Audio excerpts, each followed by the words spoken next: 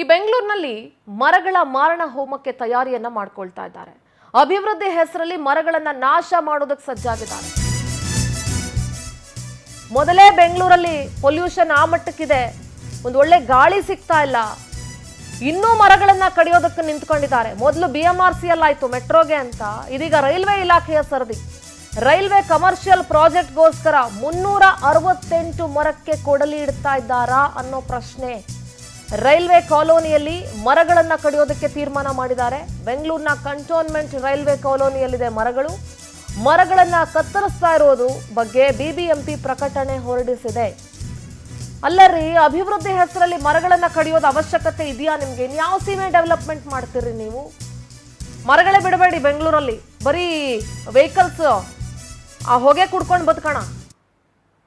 ಈಗಲೇ ಎಲ್ಲಿ ನೋಡಿದ್ರು ಬಿಲ್ಡಿಂಗು.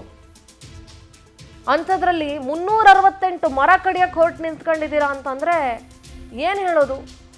ಮರಗಳನ್ನ ಕಡಿತಾ ಇರೋದಕ್ಕೆ ಪರಿಸರವಾದಿಗಳು ಆಕ್ರೋಶ ವ್ಯಕ್ತಪಡಿಸ್ತಾ ಇದ್ದಾರೆ. ಬರೀ ಪರಿಸರವಾದಿಗಳು ಮಾತ್ರ ಅಲ್ಲ ಸ್ವಾಮಿ, ಬೆಂಗಳೂರಿಗರೂ ಕೂಡ, ಸಾರ್ವಜನಿಕರು ಕೂಡ ಆಕ್ರೋಶ ವ್ಯಕ್ತಪಡಿಸ್ತೀವಿ.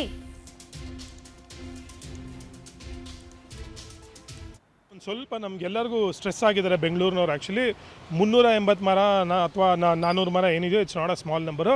ಆ ಕಂಟಿನ್ಯೂಷನ್ಸು ಏನು ಕ್ಯಾನಪಿ ಕಂಟಿನ್ಯೂಷನ್ಸು, ಆಮೇಲೆ ಹೆರಿಟೇಜ್ ಜಾಗ ಅಂತ ಎಲ್ಲ ಹೇಳಿ ಅದು ಜಾಗ ಇರೋ ಜಾಗದಲ್ಲಿ ಮಾಡ್ತಾ ಇದ್ದಾರೆ. ಇದು ಮಾಡಬಾರ್ದಾಗಿತ್ತು. ಆಮೇಲೆ BBMP ಕಡೆಯಿಂದ ಫ್ಲೋಟೇ ಮಾಡಬಾರ್ದಾಗಿತ್ತು ಆ್ಯಕ್ಚುಲಿ ಇದು. ಬಟ್ ಏನು ಮಾಡ್ತಾ ಇದ್ದಾರೆ, ಇದು ಫ್ಲೋಟ್ ಮಾಡಿರೋದು ತುಂಬ ದೊಡ್ಡ ತಪ್ಪದು ಆ್ಯಕ್ಚುಲಿ. ಆಲ್ರೆಡಿ ಅಬ್ಜೆಕ್ಷನ್ಸ್ ಎಲ್ಲ ಕಡೆ ಸ್ಟ್ರಾಂಗ್ ಅಬ್ಜೆಕ್ಷನ್ಸ್ ಹೋಗ್ತಾ ಇದೆ. ಆಮೇಲೆ ನಾಳೆ ಬಯೋಡೈವರ್ಸಿಟಿ ಮ್ಯಾನೇಜ್ಮೆಂಟ್ ಕಮಿಟಿಯಿಂದ ವಿಸಿಟೇಷನ್ಸ್ ಮಾಡ್ತಾ ಇದ್ದೀವಿ. ಆ್ಯಕ್ಚುಲಿ ಇದು ತುಂಬ ದೊಡ್ಡ ತಪ್ಪು. ಆಮೇಲೆ ರೈಲ್ವೆ ಅವರು ಕೂಡ ಯೋಚನೆ ಮಾಡಬೇಕಾಗಿತ್ತು. Bengaluru green city garden city ಅಂತ ಒಂದು ಜಾಗದಲ್ಲಿ ಕಮರ್ಷಿಯಲೈಸೇಷನ್ಗೆ ಮರ ಕಡಿದು ಮಾಡಬೇಕು ಅನ್ನೋ ಅವಶ್ಯಕತೆ ಇರಲಿಲ್ಲ. ಆ್ಯಕ್ಚುಲಿ ಲೋಕಲ್ ಕೂಡ ಅಲ್ಲಿ ತುಂಬ ಅಬ್ಜೆಕ್ಷನ್ಸ್ ಬರ್ತಾ ಇದೆ. ಲೆಟ್ಸ್ ಸಿ ಅನದರ್, ನಮಗೆ ಇನ್ನೂ ಈ ಮಂತ್ 6ನೇ ತಾರೀಕುವರೆಗೂ ನಮ್ಗೆ ಅಬ್ಜೆಕ್ಷನ್ಸ್ ಇದೆ ಎಲ್ಲ. ನಮ್ಮ ಪ್ರತಿನಿಧಿ ವರ್ಷಿತಾ ನೇರ ಸಂಪರ್ಕದಲ್ಲಿ ಜಾಯ್ನ್ ಆಗ್ತಾ ಇದ್ದಾರೆ. Good morning Varshitha.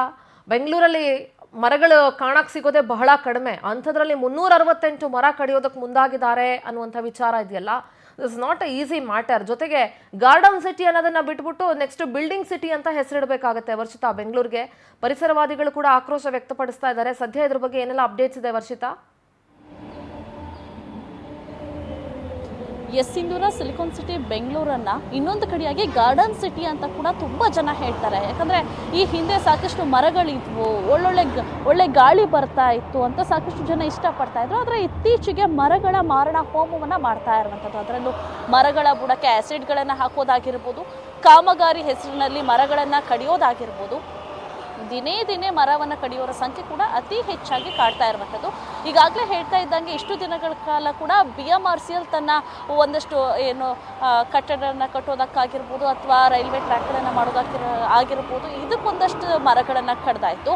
ಇದೀಗ ರೈಲ್ವೆ ಡಿಪಾರ್ಟ್ಮೆಂಟ್ನ ಒಂದು ಸರದಿ ಬಂದಿರುವಂಥದ್ದು. ಹಾಗಾಗಿ ಈಗಾಗಲೇ ಬೆಂಗಳೂರಿನ ಎಲ್ಲ ಕಡೆ ಕೂಡ ರೈಲ್ವೆಯ ಒಂದಷ್ಟು ಕೆಲಸ ಕಾರ್ಯಗಳು ಕೂಡ ನಡೀತಾ ಇದೆ. ಹಾಗಾಗಿ ಆ ಒಂದು ರೈಲ್ವೆ ಇದಕ್ಕೆ ಮರಗಳು ಅಡ್ಡಿಯಾಗತ್ತೆ ಅನ್ನುವಂತಹ ಸಲುವಾಗಿ ಈಗ 368 ಮರಗಳನ್ನ ಕಡಿಯೋದಕ್ಕೆ ರೆಡಿ ಆಗಿರುವಂಥದ್ದು. ಅಂದ್ರೆ ಸಾಮಾನ್ಯವಾಗಿ ಗೊತ್ತೇ ಇರುತ್ತೆ, ಒಂದು ಮರ ಬೆಳಿಬೇಕು ಅಂದ್ರೆ ಸಾಕಷ್ಟು ವರ್ಷಗಳು ಬೇಕಾಗತ್ತೆ.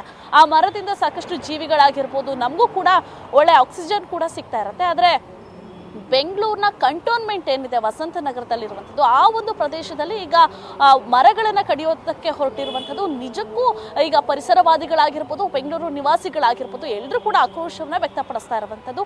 ಅದರಲ್ಲೂ ಕೂಡ BBMP ಯಾವಾಗ ಒಂದು ಪ್ರಕಟಣೆಯನ್ನು ಹೊರಡಿಸುತ್ತೋ, ಯಾಕಂದ್ರೆ ಇಷ್ಟು ಮರಗಳನ್ನು ಕಡಿತಾ ಇದ್ದೀವಿ ಅನ್ನುವಂಥ ಒಂದು ಪ್ರಕಟಣೆಗೆ ಈಗ ಸಾರ್ವಜನಿಕ ವಲಯದಲ್ಲೂ ಕೂಡ ಆಕ್ರೋಶ ವ್ಯಕ್ತವಾಗ್ತಾ ಇದೆ. ಹೀಗೆ ಮರಗಳನ್ನು ಕಡಿತಾ ಹೋದ್ರೆ ಬೆಂಗಳೂರಿನಲ್ಲಿ ಮರಗಳೇ ಕಾಣೋದಕ್ಕೆ ಸಿಗಲ್ಲ ಅಂತ ಅನ್ಸುತ್ತೆ. ಯಾಕಂದ್ರೆ ಬೆಂಗಳೂರಿನಲ್ಲಿ ಮಳೆ ಬಂದಂತಹ ಸಂದರ್ಭದಲ್ಲಿ ಸಾಕಷ್ಟು ಮರಗಳು ಬೇರು ಲೂಸ್ ಆಗಿ ಮರಗಳು ಕೂಡ ಬೀಳ್ತವೆ. ಅದರ ಜೊತೆಗೆ ಈ ರೀತಿ ಬಿಲ್ಡಿಂಗ್ ಗಳನ್ನ ಕಟ್ಟೋದಕ್ಕಾಗಿರ್ಬೋದು ಅಥವಾ ರೈಲ್ವೆ ಸ್ಟೇಷನ್ ಗಳನ್ನ ಕಟ್ಟೋದಕ್ಕೆ, ಒಂದಷ್ಟು ಕಾಮಗಾರಿಗಳನ್ನ ಮಾಡೋದಕ್ಕೆ ಈ ರೀತಿ ಮರಗಳನ್ನ ಕಡಿತಾ ಹೋದ್ರೆ ಬೆಂಗಳೂರಿನಲ್ಲಿ ಮರಗಳ ಸಂಖ್ಯೆ ದಿನದಿಂದ ದಿನಕ್ಕೆ ಇಳಿಕೆ ಆಗುತ್ತೆ. ಹಾಗಾಗಿ ಈ ಒಂದು ನಿರ್ಧಾರವನ್ನ ಕೈ ಬಿಡಬೇಕು ಅನ್ನುವಂತಹ ಮಾತುಗಳು ಈಗ ಕೇಳಿ ಬರ್ತಾ ಇದೆ. ಓಕೆ ವರ್ಷಿತಾ, ಥ್ಯಾಂಕ್ ಯು ನಿಮ್ಮೆಲ್ಲ ಮಾಹಿತಿಗಾಗಿ.